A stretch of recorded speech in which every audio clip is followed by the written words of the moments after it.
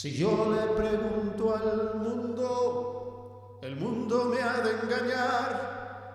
Cada cual cree que no cambia y que cambian los demás. Espera un moment. Deixa'm acabar l'estrofa. Espera un moment. Y pasó las madrugadas buscando un rayo de luz. Vale. Porque la noche es tan larga. Para.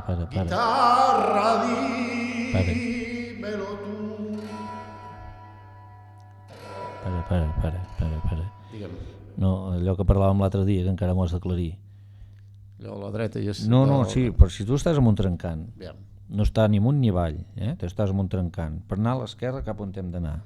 Com l'hem d'agafar per anar a l'esquerra? Has d'anar amunt o avall o... No estàs ni amunt ni avall, tu estàs en un trencant. És com Fa que pujada o estiguis fa baixada? Ni amunt ni avall, ni pujada ni baixada, estàs quiet. I has d'anar a l'esquerra. Cap on l'agafes, el trencant? Resol-m'ho, sisplau, perquè encara ho tinc el dubte aquest. Recte no hi pots anar. Tu has d'anar cap a una banda. I dius, no, tens clar que és l'esquerra. Cap on l'agafes? Per quina banda ho agafes, això? Bueno, mentre no vagi recte, tu vas bé, no? No, recte no hi pots anar, sí, d'acord, però has d'anar a l'esquerra. Llavors, tu estàs... Però fa pujada o fa baixada? Estàs a l'encrucijada, estàs al trencant i ara dius, pam, he d'anar cap a l'esquerra. Com ho agafes si estàs quiet? Allà ho fa baixada. No, però recte, no està ni amunt ni avall, està tot pla, ara, pla. No, és que és el dubte, Tampoc no tens referències ni de sud, ni de nord, ni res. Deixa'm pensar. O bueno, és que fot temps que estàs pensant. Deixa'm pensar. Ho hem de tenir clar, perquè fa dies i dies. Reflexions. Aquí tanques el quarto de les rates aquesta setmana, Gel Entendido. Bona tarda. Bona tarda. Aquesta setmana ho tinc complicat. De fet, ho tenia claríssim, però al final em penediré, perquè jo volia tancar el quarto de les rates. Sabeu que han hagut unes eleccions fa un parell de dies a Madrid.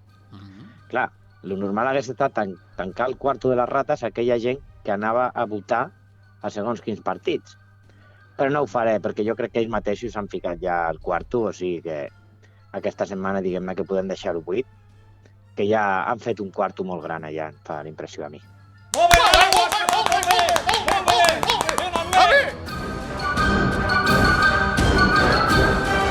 Bé, ja t'hem rebentat els timpans, Gel Entendido.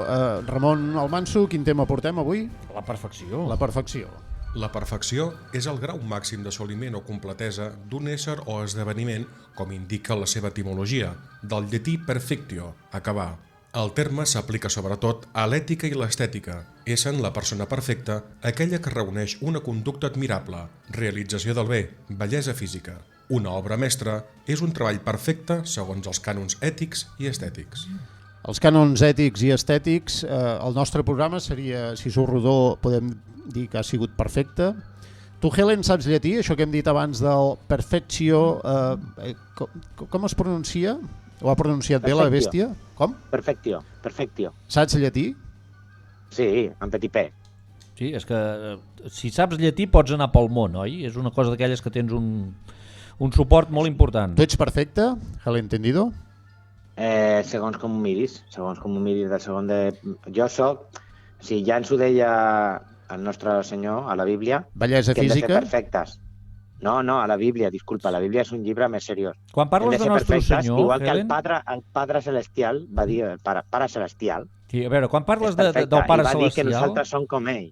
Però quan parles del Pare Celestial, a veure, perquè aquí la figura, allò que és triple, de qui estàs parlant? De Dios, de Iaiús, del Pare Celestial, de Nostre Senyor? No, Quina figura? Iaiús és el que ens va transmetre el missatge, Sí, però, que hem de ser perfectes. Fes-la el triangle. A dalt qui hi ha del triangle? A dalt del triangle, Sí. el Pare Celestial. Val, despuenses? Despuenses, el Pare Celestial. És tot una figura i prou? No, són tres figures, t'ho estic dient. I la tercera? El Pare Celestial. Vol dir que tot xupa el mateix. La perfecció. Tot xupa el mateix, és la perfecció? La perfecció seria el Pare Celestial? No, el fill del Pare Celestial Sí. podria ser el Jesus aquest. Iaiús. En Jesus. El Jesus, perdó, Jesus. És que jo pronuncio en llatí, No, cap problema. Podríem dir que... Però jo pensava que anàvem a parlar de la perfecció. Sí. Podríem dir que una obra mestra és el cànon ètic i estètic de la perfecció. Com definiries, Helen Tendida, una obra mestra? Bueno, el cànon de la perfecció, per exemple, a mi moltes vegades m'han dit que tinc un cos perfecte. Una bellesa Quan física. parlem de cos... Sí, perquè el cànon aquest de la perfecció ja sabeu que ve d'antanyo, del senyor Leonardo da Vinci, que va fer un nombre associat a cada cos. Bueno, el cànon aquest, depenent de quina etapa de la vida estiguem, és diferent. Però el meu, per exemple, és perfecte, el cos. I no parlo de matemàtiques, ara parlo del cos físic. Pitàgores associà la perfecció a l'esfericitat i al nombre 10. Així mateix, 10 és la nota màxima en molts sistemes escolars com el català. Posteriorment, es va associar amb Déu, definit com una criatura perfecta en oposició a l'home, argument desenvolupat per l'escolàstica i després per Descartes. Aquesta associació va reforçar el sentit de la perfecció com a insuperable. Ho estem entenent una mica tot això? No ens estem entenent. No? I és que arriba un punt que em canso jo ja de corregir-vos, però bueno, No, per això hi ets. Ja hem arribat ja al tema de les matemàtiques i de Pitàgores, etc. Però Ui, ara parleu de que a les escoles catalanes, és que fa temps que no te pitjo una, suposo, no es puntua numèricament, ara es puntua per assoliments. Tu no havies tret mai un 10? No, mai. Però és que el 10 el treuen la gent que estudia, la gent que necessita estudiar per aprovar. Així ho fa qualsevol, o sigui, aquesta mediocritat no és digna de segons quines persones.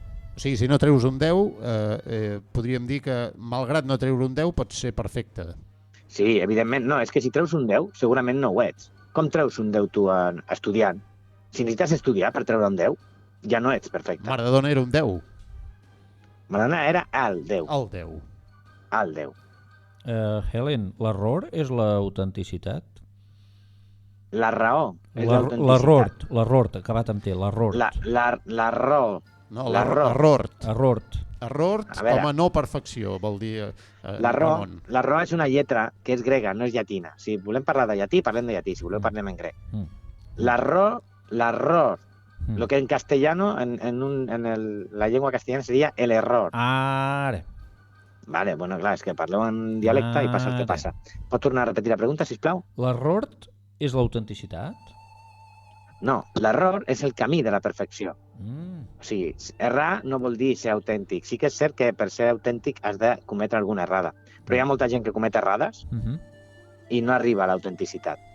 Això va lligat amb el món de l'escolàstica, que després Descartes va descartar i va fer la seva filosofia descartesiana. Oh, que bo! O sigui, Descartes va descartar. Això us ho he currat, eh? T'ha agradat? Sí, aquí es nota. Amb la música dels índios. No és dels índios, això no és de Kill Bill. Aquesta l'havien fet servir, la de Kill Bill. Ara. Atenció. Ara. Estàs avui però enxufadíssim. Ara estem arribant al zènit de la perfecció. He intentat fer aquest error i l'has captat, vull dir que quan hi ha una persona que és un cúmul d'errors i una persona que és una perfecció acumulada... Espereu, vosaltres heu fet mai... Espera't. Hi ha un xoc aquí. Espera't, vosaltres heu fet mai una cosa insuperable? Què? Heu fet mai una cosa insuperable que diguis jo he parit això i això és que ja no dono per més? Ja, això veu, però això no assoliràs la perfecció així. Jo he fet moltes coses insuperables, però considero que encara jo la puc superar. Per tu! No, és aquí, per mi no. No ves aquí. Per tu, això. Jo, un altre més a saber. No, per tu, això. Per tu. No, és l'error. Jo sóc insuperable, és aquí l'error. superaré. Tu ho creus per tu? Això. Tu ho creus per tu, això? Home, un altre